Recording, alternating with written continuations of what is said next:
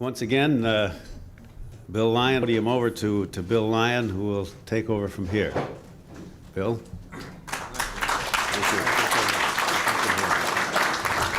Thank you very much, Bill.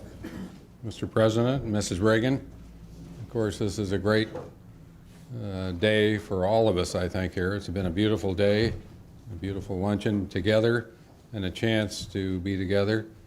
And I would say that I think Willadine and I are most delighted that our children and grandchildren have had the opportunity to meet and be with the President and Mrs. Reagan.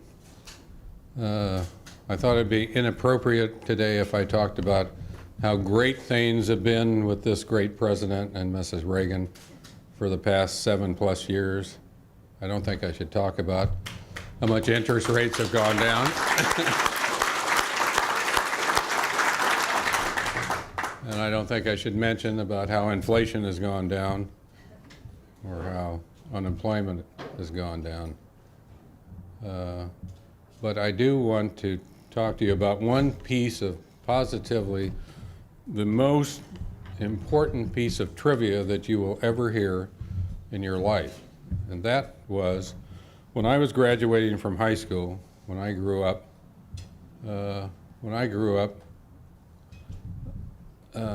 we couldn't afford middle names, so I wasn't blessed with a middle name. And when affection that all of us have for the President, Mr. Reagan, and what they've done for us long before as governor and then the presidency for these 7+ years has been unbelievable in changing the direction of this country. And I'm just delighted to have the opportunity to present to you the President of the United States, Ronald Reagan. President.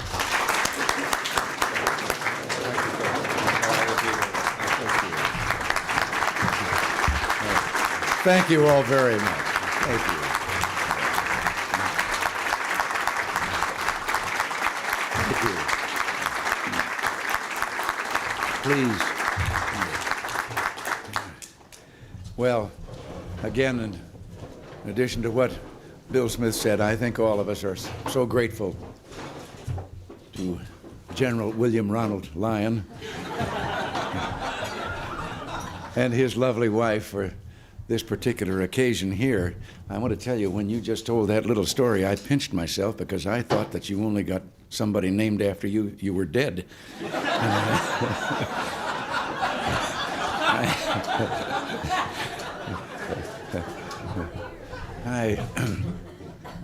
On occasion, I've tried to reassure some audiences that I won't keep them here too long. There are a few stories that illustrate the problems with that.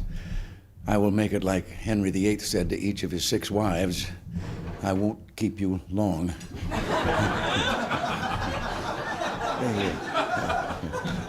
You know, there's another story about that of the day in the ancient Colosseum in Rome. Caesar and all of the multitude was there, and the little huddle of sacrifices were down there in the midst, and then the 12 hungry lions were turned loose to come roaring down on them, and one fellow stepped out of the little group huddled there and said something quietly to the lions, and they all laid down. Well, the crowd was furious that they weren't going to see the show they'd paid to see, and Caesar he had him sent for him, bring that man up here. And when he came up, he said, I want to know, what is it that you said to them that made them act like that? He said, I just told them that after they ate, there'd be speeches.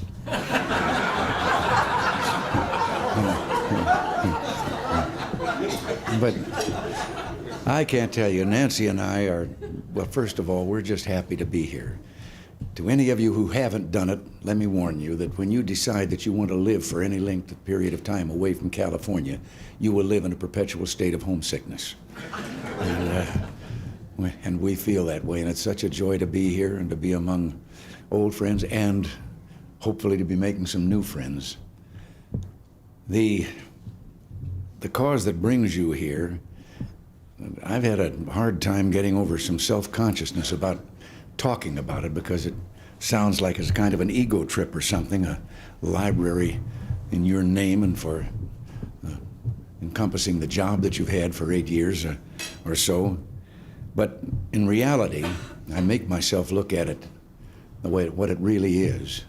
and that is that these presidential libraries are an important part of keeping available to the people of the land the history of this nation, and not according to what you read in the Morning Times, that you can get the innermost secrets and have the papers, and that will be true of all of ours. And sometimes with the flood of letters that comes in, and I don't get to see them all, you couldn't possibly read them all, but a sizable package are sent to me so that I have an idea of what is on the people's minds. And some of the questions some of the letters are so wonderful. Some of them a very great human problem, and that's when I look for Fred Ryan and turn this over to him, and our private sector initiative has been able to do something for these people and whatever it required. This, I think, is new in our government, the private sector initiative.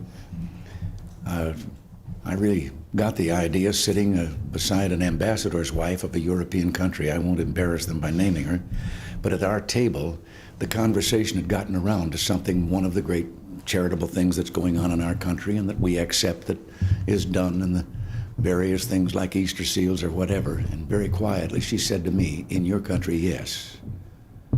And I said, "Well, what do you mean?" Well, she said, "You're unique." She said, "In all the other countries, including our own," she said, "the government does these things, not privately as you do in your country." Well, we started a private sector initiative to find out how many things where we could help. And I think, Fred, and I'll know by the expression on your face if I'm telling the truth, I think we have in the computer over there now something like 3,000 programs. He said yes. 3,000 programs where in some community they have found a way to solve a problem at the private level, not turning to government and yelling for help. As this lady had said to me, the government always did these things. And so if someone has a problem in their community, they can contact our private sector initiative, and they can ask about this, and he can put them in touch with any number of people in communities around the country that have already solved that problem in their community and how they did it, and they can actually contact the people for help in setting it up in their own community. And just a short time ago, there was a meeting in Paris, France, and that meeting, there were Americans attending there. They were all participants in private sector initiatives in our country. And this was a meeting brought about by European countries that wanted to learn, how do we do it? And we went over, and today, private sector things are in every one of those countries. And when we went to the economic summit in Vienna, no, I mean Venice. I always get the wrong country there. In Venice, I left one of our meetings to go over and appear at a group that was meeting, and I looked at some familiar American faces out there in the group.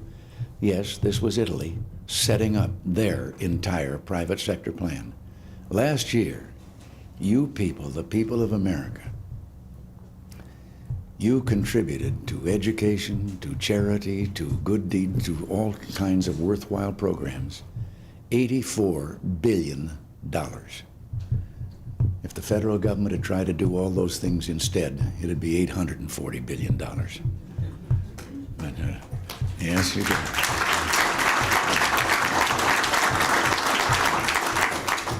Well, I'm talking longer than I intend to do because I want to get back to what I started on, and that was this library. That all of this and all of the records and all of those letters, that personal correspondence and so forth, all of that will be available for scholars and for people interested who want to come and find out what really did happen with regard to some of the things that are portrayed in the media.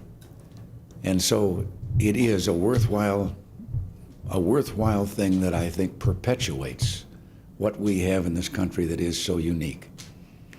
You can't understand the thrill it is to stand up in front of a student audience and talk to them about the Constitution. And they're looking a little vague at you when you tell them that every country in the world's got a constitution. I've read the Soviet Constitution. It's got a lot of the same things about right to assemble and so forth these others have. And then I'm able to say to them, But the difference between our Constitution and all those other countries' constitutions is so tiny, it's overlooked, but it is so great it tells the whole story and is done in 3 words: we the people. All those other constitutions are documents in which the government tells the people of those countries what they can do. Our Constitution is by the people and tells the government what it can do, and it can do nothing other than what is prescribed in that Constitution. And it does get their attention a little bit. But the fact that you are so willing to help and to be a part of this movement, and those that have been introduced to you as participating on the staff and all, it isn't just a compliment to an individual. You know, some people think they become president. You don't really. You're given temporary custody over an institution called the presidency. And it's a very great honor, but at the same time, it's a very great responsibility. And then this record will be there forevermore, unchangeable, in the original documents and all the information and all that took place. And I've talked a lot longer than I intended to talk and should have talked, but sometimes you get a question about, is it fun and do you enjoy being president? In moments like this, hell yes.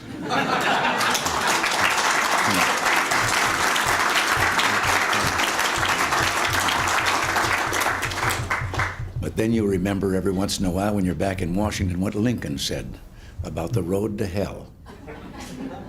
He said it's only a mile long down to a building with a dome on top of it. Somebody once accused Lincoln of being too ready with jokes and so forth and laughter for the serious office that he held, and Lincoln answered them very properly. He said, if I couldn't laugh, I couldn't stand this job for 15 minutes. So, well, I'm trying to think of a good get-off line here, but I don't. Yes, I do have one. Our Secret Service agents sent me as a birthday gift a book, and it is a compendium of everything Irish, and it's got songs, it's got poems, it's got stories and true stories and jokes that they tell and everything of the Irish. And one was a true incident of a little Irish girl, 6 years old, who came home from school with a note from the teacher, and she'd been naughty. And that night at dinner, the family gathered around the dining table, but she was at a little table with her back to them over in the corner of the room for being naughty. And then they overheard her saying grace. And pardon me, Reverend, for this. They heard her saying, "Thank thee, Lord Jesus, for preparing a table before me in the presence of mine enemies."